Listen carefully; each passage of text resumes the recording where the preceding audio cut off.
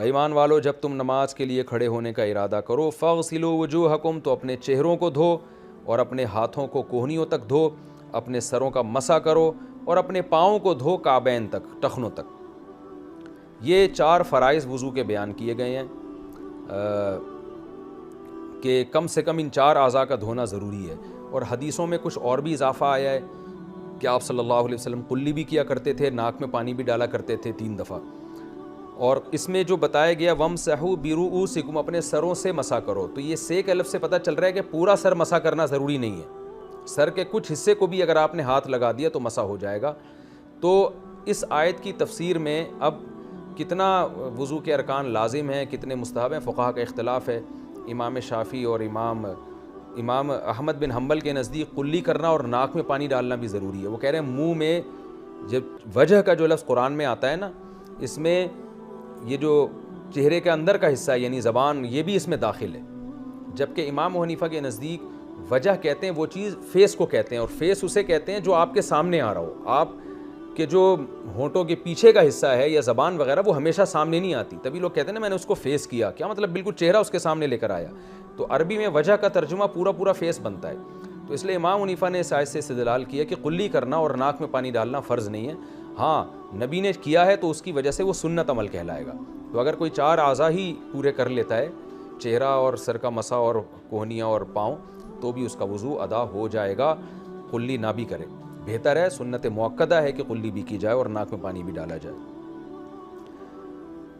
تو میں اس کے تھوڑے سے فقہی احکام بیان کر دیتا ہوں۔ امام ابو حنیفہ کے نزدیک وضو میں 4 اعضاء فرض ہیں، یہ اگر کر لیے جائیں تو نماز ادا ہو جائے گی۔ قلی کرنا، ناک میں پانی ڈالنا یہ ضروری نہیں ہے، سنت مؤکدہ ہے۔ اور امام احمد بن حنبل کے نزدیک قلی کرنا اور ناک میں پانی ڈالنا ضروری ہے۔ غسل میں امام شافعی کے نزدیک جیسے وضو میں، اچھا امام شافعی بھی اس مسئلے میں امام حنیفہ کے ساتھ ہیں کہ ناک میں پانی اور قلی ضروری نہیں ہے، لیکن امام شافعی کے نزدیک جیسے وضو میں ناک میں پانی اور قلی ضروری نہیں ہے، ایسے ہی غسل میں بھی ضروری نہیں ہے۔ امام احمد کے نزدیک دونوں میں ضروری، ناک میں پانی اور قلی، وضو میں بھی غسل میں بھی۔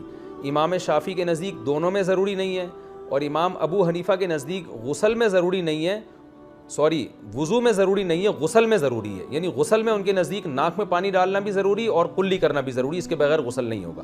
اس لیے امام حنیفہ کے نزدیک غسل کے 3 فرض ہیں، قلی کرنا، ناک میں پانی اور پورے جسم میں پانی بہانا۔ تو امام حنیفہ کی دلیل کیا ہے کہ وَإِن كُنتُمْ جُنُوبًا فَطَّهَّرُوا، قرآن کہہ رہے تم جنابت میں ہو تو تکلف کر کے پاکی حاصل کرو، تو وہ کہتے ہیں تکلف میں مبالغہ ہے، تو مبالغہ جب ہی ہوگا جب ناک میں پانی اور منہ میں قلی بھی کی جائے، اس کو ہم غلو سے، مبالغے سے تعبیر کریں گے۔ تو قرآن کی اس آیت سے انہوں نے استدلال کیا امام صاحب نے کہ غسل میں یہ تینوں فرض ہیں، جبکہ امام شافعی غسل میں بھی ایک ہی فرض ہے، قلی اور ناک میں پانی کو فرض نہیں سمجھتے، اور وضو میں بھی۔ خیر، تو اچھا دوسرا اختلاف فقہا کا سر کے مسح کے بارے میں۔ امام احمد بن حنبل کے نزدیک پورے سر کا مسح فرض ہے جب تک پورا سر نہیں ہوگا، اور وہ کہتے ہیں قرآن میں مسح کرنے کا حکم ہے اور حدیث میں بھی ایسا آتا ہے پورے سر کا مسح کیا کرتے تھے۔ لیکن امام شافعی اور امام ابو حنیفہ کے نزدیک پورے سر کا مسح ضروری نہیں ہے، کیونکہ یہاں با کا لفظ ہے، وَامْسَحُوا رُؤُوسَكُمْ نہیں ہے بلکہ بِرُؤُوسِكُمْ ہے، سر کے حصے کا، یہ بات تبعیض کے لیے آتی ہے، کچھ حصے کا مسح بھی کافی ہے۔ اب کچھ کتنا ہے یہ اجمال ہے، یہ قرآن نے بیان نہیں کیا، تو جب قرآن کسی چیز کو بیان نہیں کر رہا تو پھر اجتہاد ہے، لیکن اگر کوئی حدیث ہمارے پاس موجود ہو چاہے وہ ضعیف بھی ہو تو اپنے اجتہاد سے بہرحال وہ بہتر ہے۔ تو امام حنیفہ کے پاس اس بارے میں واضح حدیث موجود ہے، وہ حدیث میں آتا ہے کہ نبی صلی اللہ علیہ وسلم اتا سباطۃ قوم فبال وتوضأ ومسح علی ناصیتہ، کہ آپ صلی اللہ علیہ وسلم کسی جگہ تشریف لے گئے، آپ نے پیشاب فرمایا، اس کے بعد آپ نے وضو کیا اور پیشانی پر مسح کیا۔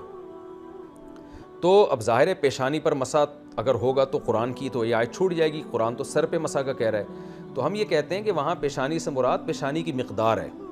صحابی نے کی مراد یہ تھی کہ پیشانی کے بقدر جو سر کا حصہ ہے نا، اتنا حصہ جو پیشانی کے برابر ہو اس پہ مسح کیا۔ عربی میں چیزیں محذوف ہوتی ہیں، اردو میں بھی ہوتی ہیں، جیسے ہم کہتے ہیں گاڑی پنچر ہو گئی، مراد گاڑی کا ٹائر پنچر ہوا، تو علی ناصیتہ کا مطلب علی مقدار ناصیتہ، کیونکہ پیشانی پر مسح تو کسی کے نزدیک بھی جائز نہیں ہے، قرآن کے خلاف ہو جائے گا یہ۔ تو اب پیشانی جو ہے نا یہ سر کا چوتھائی حصہ بنتی ہے، اور ویسے بھی کسی چیز کا 1/4 سے کم اگر آپ جائیں گے تو وہ اس چیز کا ایسا حصہ بن جائے گا جو نہ ہونے کے برابر ہوگا۔ کبھی 1/3 کسی چیز کا ایک بڑا حصہ ہوتا ہے, کبھی 1/4 ہوتا ہے. تو اس بیس پر امام حنیفہ کا قول یہ ہے کہ سر کے چوتھائی حصے کا بھی اگر کوئی مسح کر لیتا ہے 1/4 کا تو فرض ادا ہو جائے گا, لیکن سنت مؤکدہ یہی ہے کہ پورے سر کا مسح کرے جیسے کہ آپ صلی اللہ علیہ وسلم کا معمول تھا. اور امام شافعی کہتے ہیں کہ قرآن میں بعض سر کا مسح کا حکم ہے, تو ایک بال کا بھی مسح ہو گیا نا تو وہ بعض سر ہی کہلائے گا. لیکن حنفیہ کی طرف سے, امام حنیفہ کی طرف سے اس کا جواب یہ ہے کہ بھئی بعض سر تو ہے, ایک بال پہ آپ مسح کر لیں تو سر کا بعض حصہ تو وہ ہو گیا, لیکن یہ اتنا بعض ہے جتنا قرآن نے حکم دیا یہ ہمیں نہیں پتا. یہ بعض کتنا ہے, یہ مقدار مجمل ہے, مبہم ہے. تو حدیث میں اس کی تفسیر ہے, تو ہم حدیث کو بطور تفسیر کے لے کے 1/4 سر کے مسح کو لازم قرار دیں گے. بہرحال یہ فقہ کا اختلاف ہے, جو جس فقہ کو فالو کر رہا ہے اس بھی عمل کر سکتا ہے وہ. تو لیکن سنت یہی ہے کہ پراپر پورا وضو کیا جائے جیسے نبی صلی اللہ علیہ وسلم نے سکھایا, جو بخاری اور مسلم میں. جیسے مسلمان کرتے ہیں, ہاتھ دھوتے ہیں, قلی کرتے ہیں, ناک میں پانی, پھر چہرے دھوتے ہیں 3 دفعہ, پھر کوہنیاں, پھر سر کا پورا پراپر مسح. اور یہ جو یہ طریقے آج کل مسح کے مشہور ہیں یوں کر کے, یہ کہیں ثابت نہیں ہے, بس ایسے پورا مسح کر لیا. تو اس طرح بھی ثابت ہے, یوں کیا جائے یہ بھی ثابت ہے, دوبارہ بھی واپس لایا جائے, دونوں طرح سے ثابت ہے مسح. وَأَرْجُلَكُمْ إِلَى الْكَعْبَيْنِ, اور پاؤں دھو ٹخنوں تک. تو پاؤں کا دھونا بھی لازم ہے, پاؤں دھوئے بغیر نماز نہیں ہوتی. وَإِن كُنتُمْ جُنُوبًا, آگے اللہ نے جنابت کے حکام بیان کیے کہ یہ تو جب تھا جب تم میں سے کوئی قضائے حاجت سے آئے, لیکن اگر غسل فرض ہو جائے تو کیا کرنا ہے؟ جنابت کی حالت میں ہو تو پھر وضو نہیں ہے بلکہ نماز سے پہلے آپ کو غسل کرنا پڑے گا. اگر تم جنابت میں ہو فَطَّهَّرُوا, تو خوب طہارت حاصل کرو, جس کو غسل سے تعبیر کیا گیا ہے, حدیث میں اس کی تشریح آتی ہے.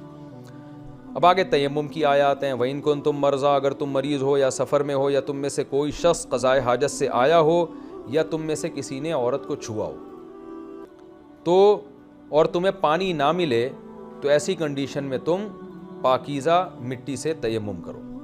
تیمم کا حکم پہلے بھی گزر چکا ہے, دوبارہ بھی آ رہا ہے.